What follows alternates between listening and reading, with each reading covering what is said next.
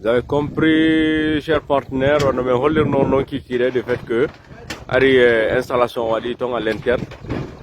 Déjà, c'était pour alimenter l'intérieur de la mosquée, fixe en pour guiding, installant des tonfaux ou à la raccordement.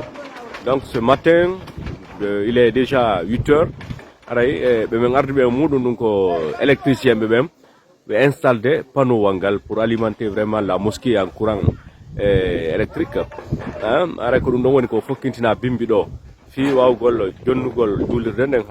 Source d'énergie. Donc vous avez vu, avec un panneau d'eau, 200 watts selon les informations qu'on a reçues auprès vraiment des techniciens qui ont fait alimenter des jours de mer de Nyasagala. Donc vous avez vu, ils vont vraiment orienter la position idéale et panneau wangal panneau wangal wawa hebirde do énergie hanu don dum ko tawata nangue ngen wawa hewtude panneau wangal pour alimenter vraiment la mosquée en énergie solaire. Donc c'est un peu ça ce matin, c'est ce qu'on est en train de faire. Alors famille pratiquement hanki jemma on fo ari ko fi insalugol dertongong à l'interne. Donc on ko wada holla don lumière jidi que ça a bien donné mais pour que yodum do waw nebude il faut forcément source d'énergie on ko wawata yawnude yite ngen dum aray ko panneau solaire wangal. Donc le maître est là avec son équipe. Il faut faire une situation bouton, donc on vous fait vivre l'événement en direct. Donc on est donné un salut panneau wangal. Voilà, donc, tout est fini. Il y a des supports qui faut finir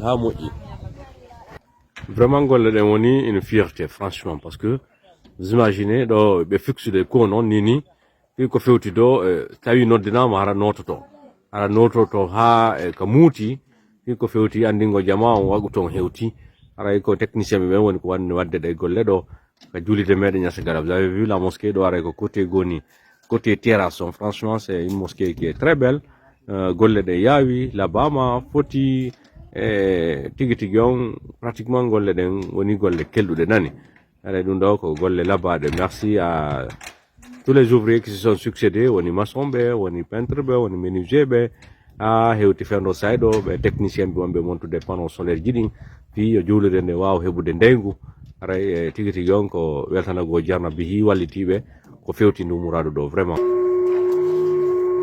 Donc tawi be tika sororu do ils ont déplacé vraiment l'appareil le timo do joni bo adi mo katumbo quoi. Donc ils ont eu nécessaire à ko katumbo do wawata yettude quoi. Donc c'est un peu ça ara ko disposition sakitoro jom mo be jetti on ni fi ko fewti o appareil do quoi.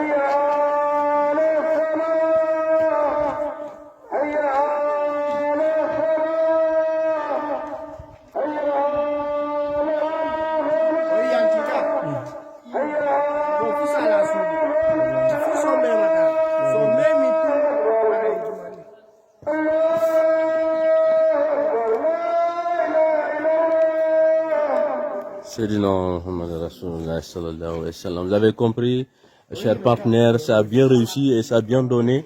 Il faut faire une installation, appareil panneau. Donc c'est très clair, c'est limpide, nos labs poste franchement. Merci beaucoup à tous ceux qui nous ont accompagnés pour l'installation de cette mosquée. Des panneaux solaires. Parce que vous savez que l'apport était là. Ballangal yuri et bangé d'un fou. Puis que humondiri et des jules de Gilaka Fouda. Vraiment, c'est une fierté pour nous tous. aray ɗum ɗo wawi jonnude haray c'était là ko ɗum ɗo wonno komin holli on fi ko fewti ɗo installation nde juulirde ɗo fi ko fewti panneau solaire ji ɗin e ko fewti ɗo o appareil ɗo fils tawi hara noddinama hara nanoto ko muuti aray vraiment ko ɗo wonɗen haɗude weltanoɗen jarne tambitiɓen fof fi ko fewtiɗe golle ɗo une fois encore de plus merci beaucoup merci infiniment pour tout le soutien e banggue ɗen fof e weltodirani maçon ɓe ɓen peintre ɓe ɓen menuisier ɓen ɓe technicien ɓe ɗo wallitiɓe fi jawle e tambitore ɓen kadi duwaji aray fop woni ko weltana jarna merci beaucoup et au revoir.